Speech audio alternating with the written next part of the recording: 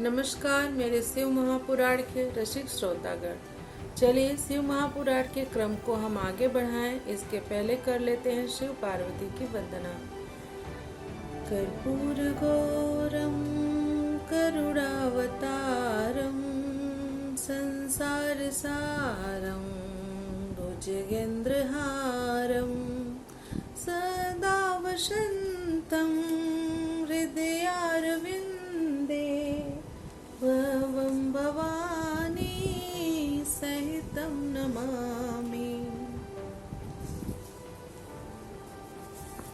तो आज हमारा शिव महापुराण में रुद्र संहिता के सृष्टि खंड में अध्याय है 16वां और पाठ का नाम है ब्रह्मा जी की संतानों का वर्णन तथा सती और शिव की महत्ता का प्रतिपादन।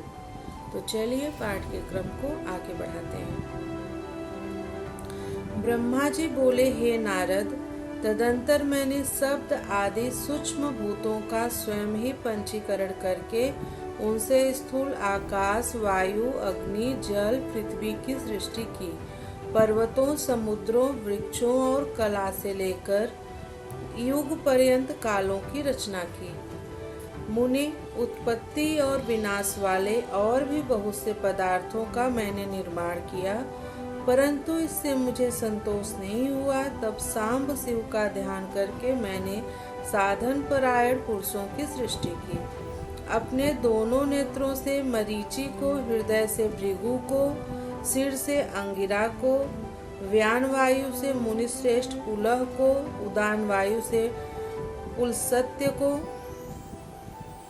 समान वायु से वशिष्ठ को, अपान से क्रतु को, दोनों कानों से अत्रि को, प्राण वायु से दक्ष को, गोद से आप को तथा छाया से कर्दम मुनि को उत्पन्न किया और संकल्प से समस्त साधनों के साधन रूप धर्म को उत्पन्न किया।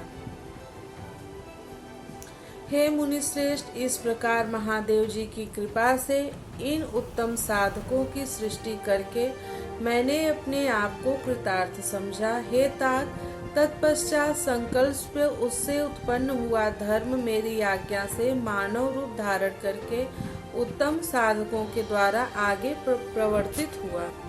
हे मुने, इसके बाद मैंने अपने विभिन्न अंगों से देवता, असुर आदि असंख्य पुत्रों की सृष्टि की और उन्हें भिन्न भिन्न शरीर प्रदान किया। हे मुने, तदंतर अंतर्यामी भगवान शंकर की प्रेरणा से अपने शरीर को 2 भागों में विभक्त करके मैं 2 रूपों वाला हो गया। हे नारद, आधे शरीर से मैं स्त्री हो गया और आधे से पुरुष। उन पुरुष ने उस स्त्री के गर्भ से सर्व साधन समर्थ उत्तम जोड़े को उत्पन्न किया। उस जोड़े में जो पुरुष था वही स्वयंभू मनु के नाम से प्रसिद्ध हुआ।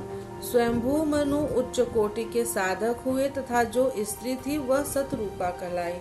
वह योगिनी एवं तपस्विनी हुई।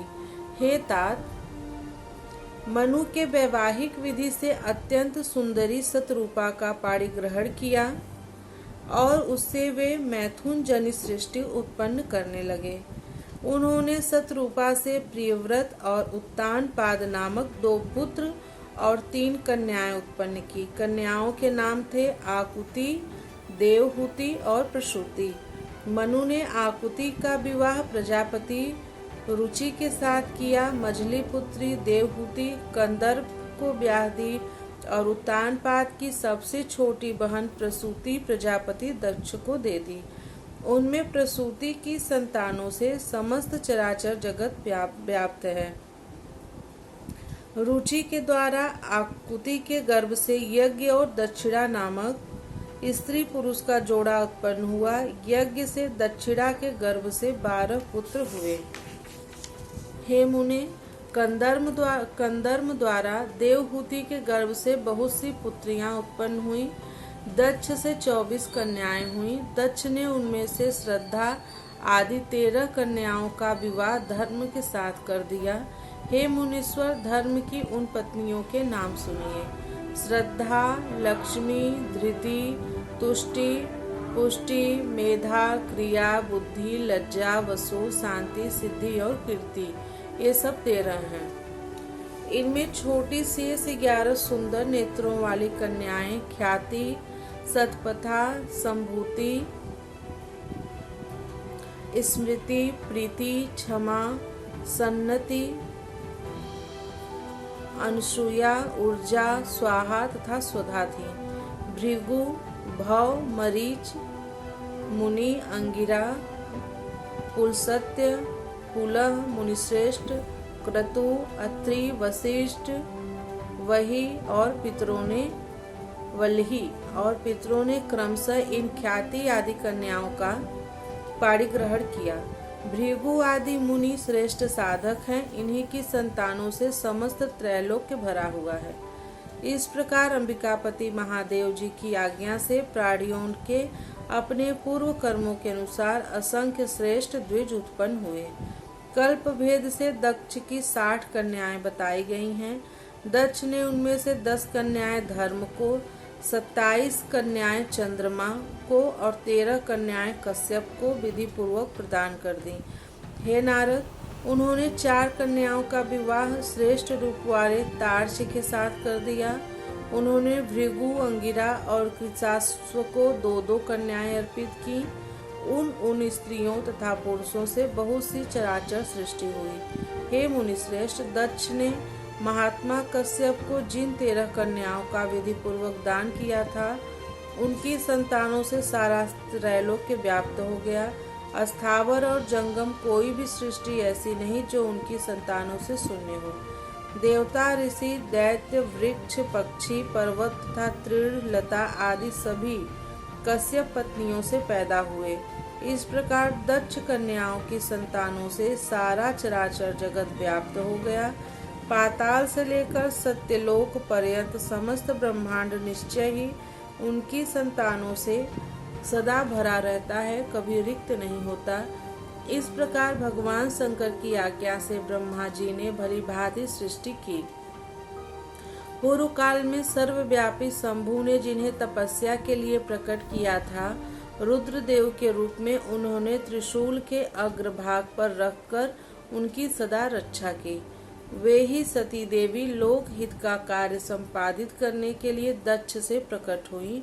उन्होंने भक्तों के उद्धार के लिए अनेक लीलाएं की, जिनका वामांग वैकुंठ विष्णु है, दक्षिण भाग स्वयं मैं हूँ, और रुद्र जिनके हृदय से उत्पन्न हुए हैं, उन शिव जी को 3 प्रकार का कहा गया है। मैं ब्रह्मा, विष्णु और रुद्र तीनों गुणों से युक्त कहे गए हैं, किंतु परम ब्रह्म अव्यय शिव स्वयं सदा निर्गुण ही रहते हैं। विष्णु सत्वगुण, मैं रजोगुण और रुद्र तमोगुण वाले कहे गए हैं। लोकाचार में ऐसा व्यवहार नाम के कारण किया जाता है, किंतु वस्तु तत्व इससे सर्वथा भिन्न है। विष्णु अंतःकरण से तमोगुण और बाहर से सत्वगुण से युक्त माने गए हैं। रुद्र अंतःकरण से सत्वगुण और बाहर से तमोगुण वाले हैं, और हे मुने, मैं सर्वथा रजोगुण वाला ही हूँ।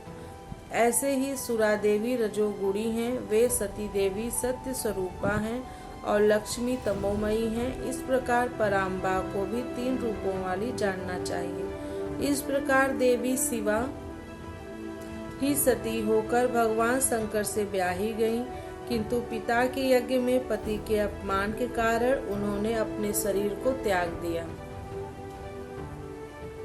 और फिर उसे ग्रहण नहीं किया। वे अपने परम पद को प्राप्त हो गईं। तत्पश्चात देवताओं की प्रार्थना से वे शिवा पार्वती रूप में प्रकट हुईं और बड़ी भारी तपस्या करके उन्होंने पुनः भगवान शिव को प्राप्त कर लिया।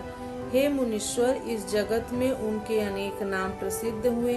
उन्हें कालिका, चंडिका, भद्रा, चामुंडा, विजया, जया, जयंती, भद्रकाली, दुर्गा, भगवती, कामाख्या, कामदा, अम्बा, मृडानी और सर्वमंगला आदि अनेक नाम हैं जो भोग और मोक्ष देने वाले हैं। ये नाम उनके गुण और कर्मों के अनुसार हैं। इनमें भी पार्वती नाम प्रधान है। इस प्रकार गुणमयी तीनों देवियां हैं और गुणमय तीनों देवताओं ने मिलकर सृष्टि के उत्तम कार्य को निष्पन्न किया। मुनिश्रेष्ठ, इस प्रकार मैंने आपसे सृष्टि कर्म का वर्णन किया है। ब्रह्मांड का यह सारा भाग भगवान शिव की आज्ञा से मेरे द्वारा रचा गया है। भगवान शिव को परम ब्रह्म कहा गया है। मैं विष्णु और रुद्र ये तीनों देवता गुण भेद से उन्हीं के रूप हैं। निर्गुण तथा सगुण रूप वाले वे स्वतंत्र परमात्मा मनोरम शिवलोक में शिवा के साथ स्वच्छंद विहार करते हैं। उनके पूर्णावतार रुद्र ही साक्षात शिव कहे गए हैं। उन्हीं पंचमुख शिव ने कैलाश पर अपना रमणीक भवन बना रखा है।